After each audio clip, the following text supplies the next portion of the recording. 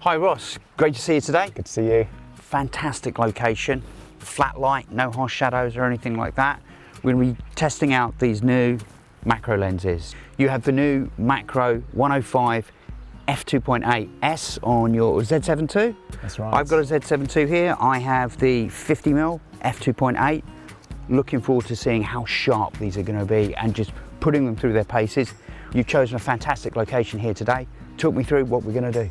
Okay, well, I know it's not the brightest morning, but actually these conditions are quite good for insects because they're going to be quite inactive. It's quite cool at the minute, and dragonflies and damselflies, which we're going to find along here, tend to not fly until it's much warmer. So hopefully, if we can find subjects, they should be relatively willing to pose for us, fingers crossed. This kind of vegetation is great. We're going to look amongst these tall grasses. And because it's quite early at the minute, so hopefully once we find subjects, we can get right in there and take some shots. So, if we have a little wander along here and just have a look, so the first things first, it's a matter of kind of identifying things that we might be able to photograph. Now, it rained a little bit last night, so things tend to then disappear into the vegetation slightly, so that might make our life a little bit harder. But this is a great place for a species called banded damosels, and they love this kind of running water. This is kind of perfect for them. We can see actually there's a couple here. Yeah, there's one here. This is a male. It's got the black band on the wing, and there's just a common damselfly just here as well, actually. It's fantastic. I love the colours on it. Beautiful, isn't it? And the lovely thing is, on a morning like today, where we've had a bit of rain, it's quite misty and there's a lot of moisture. All those tiny droplets of water. I'm already thinking bokeh, because there's an amazing bokeh off the back of this. So right, yeah. Water droplets in the background. Yeah. Is that the sort of thing we're looking at? Yeah, definitely. Kind of getting all that detail. And it is amazing. Once you start looking through a macro lens at these subjects, the detail they're stunning. They're stunning little things. And that's where a macro lens is fantastic, because it just, you enter a whole different world. Yeah. It really is an incredible thing to do. Like I say, at this stage, in this temperature, nothing's going to fly away. So we don't need to panic at this stage. It's just worth us identifying subjects. And one of the important things with macro isn't just the kind of technique that you need. It's knowing your subject, it's knowing the location, the habitat. And if you can build those things up over a period of time, visit the same places again and again, work with the same subjects again and again, that's really important. So one of the key things I'm looking for, Neil, when I'm shooting insects is subjects which are roosting in a position where I can get a fairly clean backdrop. And so the issue here is obviously it's busy, there's lots going on. And to get a really nice close-up, you want to be able to isolate it from its background. And so subject selection is really important. So rather than finding kind of an insect right down in the undergrowth, ideally I want to find something which is kind of higher up, something where I can shoot it without having to kind of move too many grasses, cause as little disturbance as I can. And you see this, Neil, there's a dragonfly here which actually is in quite a good position. That. So certainly compared to some of the other subjects we found so far, which have been down amongst the vegetation, this one's roosting up a little bit higher. And again, because all the droplets, it looks really nice, doesn't it? Yeah, just the detail in the wing you can see here, and the membranes and the way that's put together, that is just incredible. It's beautiful, isn't it? But the detail in the wings, they are stunning little insects. We should be able to photograph this one relatively easily, certainly with the 105, from this kind of range. We're going to get some lovely close-ups. So what other kit would you be using here? So we're going to be tripod based? Yeah, there's absolutely no reason at this time of day not to use a tripod. And one of the advantages of coming out early and late when insects are cooler, naturally cooler and less active, is you can use a tripod and you've got that stability, so you can have your camera fixed and then you can obviously fine-tune composition and focus, which is essential when you're working with such a shallow depth of field. Would you use single point focus, or what type of AFS, AFC? Potentially, in this light with a tripod set up, I'd probably even manually focus. Okay. So during the day when subjects are flighting, there's a bit more light, I would definitely use AF. I tend to prefer back button focusing for that. At this time of day in lower light, I'd probably have my camera set up so that I can just press the OK button. It goes into 50% magnification, and then I can fine tune it manually, and that will give me a little bit more precision over the focusing. In terms of other accessories here, because it's so dull and flat, I'd consider using an LED light just to lighten things up very slightly. Once I'm set up, I'll probably then move it around the subject and decide which effect works best. And quite often, when you've got an opportunity like this, you'd try it from every angle and give yourself the option later to decide which one is going to work the best. You mentioned manual focus, that's what these huge focusing rings, they make the throw and the turn on it gives you very, very precise focusing. That's what I like about, especially on that 105, super control. Lots of turn. And the other thing on the Z7 II, we have focus peaking, which as a manual focus assist is just brilliant because we can then get focus confirmation using the focus peaking setting. I'd probably set that on 2, maybe 3 to give me real sort of control over where I'm doing my manual focusing. I think that's a really, really good way to go. Yeah, I agree. Focus peaking is a real asset for macro photography. It really is. Remote releases or exposure delay mode in camera?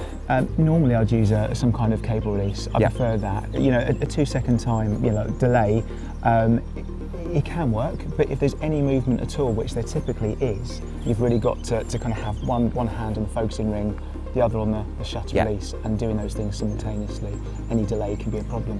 Well, things like the WR11 remote release, I think using some of the, and Snapbridge even as a Wi-Fi release, they're all viable options as well, I think. Absolutely, yeah, absolutely. As long as you've kind of, you're not having to physically press the shutter, I think that's all that matters.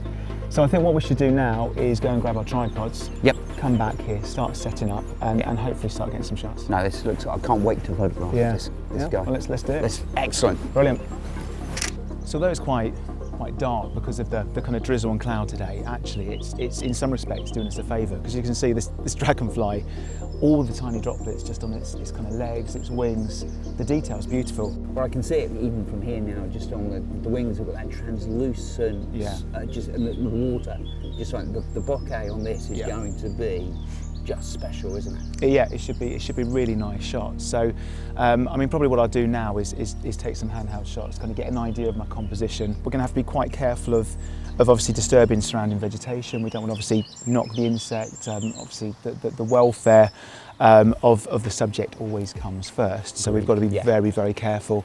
And what I would say is around any insect, kind of keep your motions relatively smooth. They don't like sudden movement. So when you're taking pictures in a minute, just kind of go in nice and slowly, nice and kind of deliberate movements rather than sudden ones. That would sounds completely sensible, makes complete sense there. This drizzle that we've got here, again, using the cameras like this in this sort of weather, they're weather sealed. This macro lens here, the 105, has the fluorine coating on the front element there, so any water, even if we weren't using the lens hood here, so any water droplets, it will just come off of the fluorine coating. We've got great dust sealing here and weather sealing properties. I use my other S-line lenses a lot in some really incredible conditions, and they just perform so well. So even though it's drizzling, we're getting wet. I'm not concerned about the camera, the camera or the lens at all. Yeah, absolutely. And I mean, the lens hood here is going to make sure that we get no rain on the front of the element. So we should be good to go, really. So camera settings, let's talk through. You just take a few test shots you were talking about there, handheld. So let's talk through sort of your settings for ISO, aperture, how important is controlling the depth of field? Depth of field is the kind of most important decision for insect photography and any close-up photography. So I tend to shoot in aperture priority, make sure that I've got kind of complete creative control over that. The advantage we have here is because the subject has got a fairly clean background, we can shoot with a slightly larger depth of field and still keep it out of focus. If the background was kind of closer and messy, we'd probably have to go with a very shallow depth of field. But that obviously gives you no leeway for error in focusing. So it's quite nice to have this situation where we can, I would imagine shooting this at perhaps f8, in order to generate enough depth of field to record our subject sharply, but still kind of throw that background out of focus to isolate our subject. So we've got a minimum focusing distance of 0.29 meters on this, which again is probably really going to help once we can get that set up on the tripod there as well. Absolutely, yeah, no, definitely. So, I mean, in terms of other settings for insects, I would often increase ISO. I mean, obviously, once we use a tripod, that will become less essential because the subject's not moving, because it's thankfully really still today. But certainly if I was just shooting this handheld, as I am at the minute, I'm just pumping the ISO up to 1600, 3200 to allow me to get some sharp handheld images.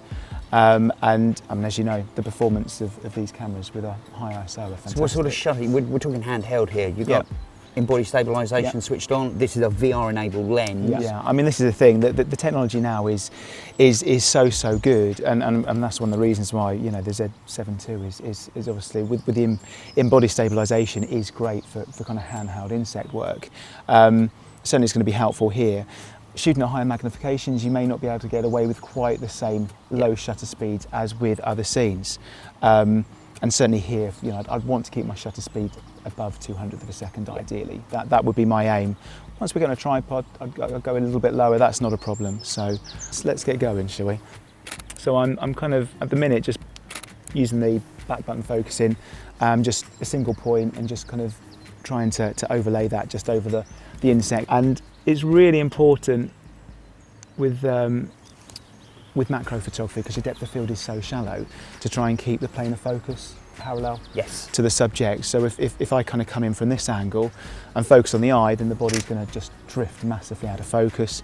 Equally, if you come too low, the same thing's going to happen. And that's fine if you're doing that for some kind of creative effect. But if we want the eye and tail to be in focus, we kind of need to keep the camera pretty parallel to the subject in order to place as much of it as possible within the focal plane. So I've got a few handheld shots. I think now it's time to probably get the tripod set up. Sounds good to me. And you know, get a few other images. Let's get this set up then. Okay. For most of my work, speed isn't really important. It is about resolution, it's about detail, it's about that high ISO performance. And the Z7 II is just a fantastic camera for all of those things. And I'm finding the S-line lenses are so sharp, as we can see there. This lens looks to be incredible on the sharpness. I mean, you look at that and it's just beautiful, isn't it? It's superb sharpness. Yeah, the lenses, the ones I've used so far have all been fantastic, and it was one of the kind of big motivations for me of changing as well was just tapping into that kind of new system of lenses. Bayonet mount, going to the 55mm bayonet mount. Yeah. You're not bending the light as much at the edges, and the edge sharpness is where I think you've got, and that is incredible across the frame from a sharpness perspective. But again, especially at the edges there. No, it's a beautiful thing, isn't it? Absolutely lovely. And the thing, what I love about, you know, the cameras is just the ability to kind of really scrutinise sharpness before you kind of move off and kind of onto a different subject. You know, you kind of zoom in, you can see all the detail, and you know that you've got that shot. There's no risk of kind of downloading it onto the computer later and going, no, it's not sharp enough, it's not good enough. You know in camera that you've got all the detail. On the wing there, the detail, look at that. Beautiful, isn't it? And look at those droplets all down the tail, absolutely stunning. That's good. I mean, what we'll probably do in a minute, perhaps we'll have a little play with an LED light and just try and make up for the overcast conditions. Fantastic. Then we're going to get the 50 and we'll have a look at that. Okay, brilliant. So you can see here, I'm just going to put a little bit of light, and that will just make those little droplets sparkle slightly. And can you see what a difference? If I move that out, can you see how much difference it makes? But often it's just a matter of kind of positioning it. What you don't want to do is place it so close that you overwhelm the subject. The light becomes artificial, because one of the reasons why I don't use flash very often is because I want my images to look as natural as possible. And I mean, if we swap positions now, and you know, I come round past you, and if you kind of get yourself framed up again, what I'll do is I'll hold this up. I'm going to just get down low here, and I mean, to some extent, you know, you can kind of direct me and you can say what effect looks good, but the backlighting on those wings will just pick up the droplets. I'm loving the backlight across the it's sort of back and slightly to the side there. It's almost like we've got. We were just talking about not having a sunrise. I now have. You now have your sunrise. Yeah, you have your. And I've got a portable sunrise, and it can come in at any angle. And the great thing is, just incredible. When you've got two people here, you know, you can be behind the camera looking. You can be saying, right, Ross, can you move it here, there? You know, can there be less light, more light? And you can direct and you can change your picture really quickly. And you can make you can make a fairly ordinary shot into a really Well, it just beautiful. stands out there. You can see you've got Look at the way the wings. the separation now, Absolutely. and that helps build with. We're shooting f8 here, Yeah. but even so, there with the separation of your background, putting the light in there, Yeah. I've now separated the subject even further. That's right. And we've got that great depth of field there in that shot. It's great, isn't it, in terms of a creative Yes. accessory for close-ups. It's brilliant, and I would kind of never go out and shoot these creatures without one in my camera bag.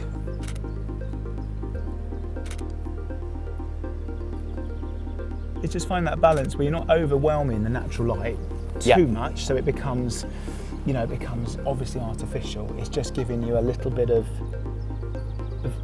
well, in this instance, with all these lovely droplets, is making it sparkle, isn't it? When I was just punched into the image there, when I'm using the magnification, the way the water droplet caught the light on the wings there, and you mentioned earlier the translucency of the wings, it just brings it to life. It does. It's always nice if you've got the opportunity like this to get a bit of variety. Look at how the colours come out there. I'm actually kind of feeling quite happy shooting kind of handheld here as well. That it's a little bit brighter than when we first got here. Shutter speeds are a little bit better, and tripods are great, but obviously they do kind of limit that movement. And as long as your shutter speed is fast enough to get sharp images.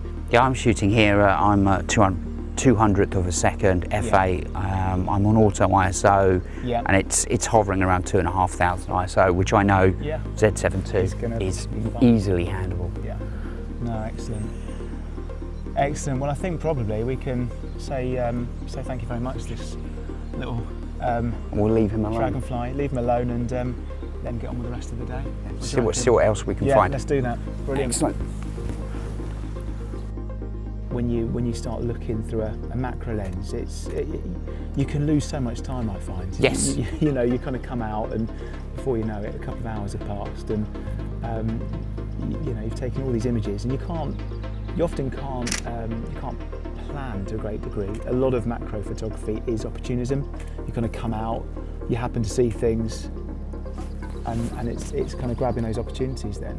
And that's beautiful. I mean, look at, it's not just the droplets on the body, but every barb on the legs. Yeah. It's exquisite, absolutely exquisite. What a beautiful shot.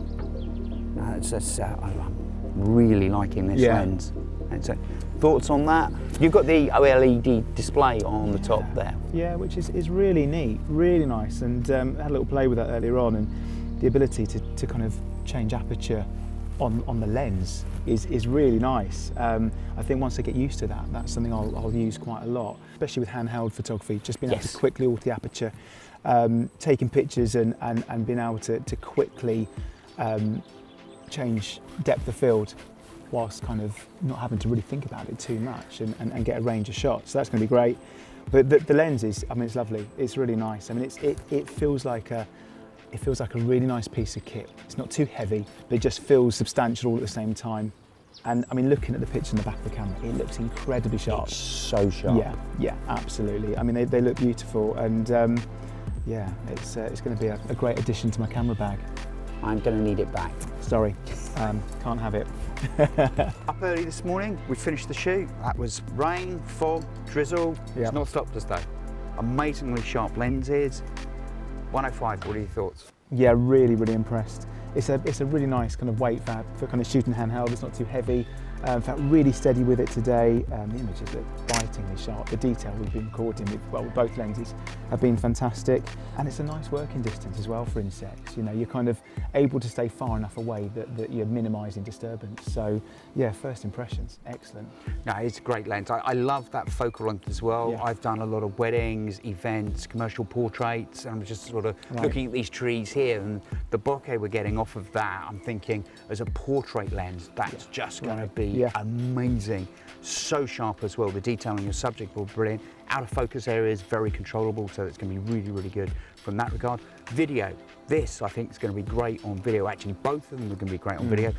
I'm really interested on this on video as well. Okay. Small, lightweight, put this in a cage. We can really use this as a video lens. I think great lenses. And again, just because you're not a macro photographer doesn't mean you shouldn't own one of these lenses. They're so versatile. I think they should really be in everybody's kit bag. Yeah, absolutely. I agree with that completely. I mean, obviously for me, it's a bit of a mainstay, but it is something you definitely want to have in your kit bag. There's as you said, so versatile, aren't they?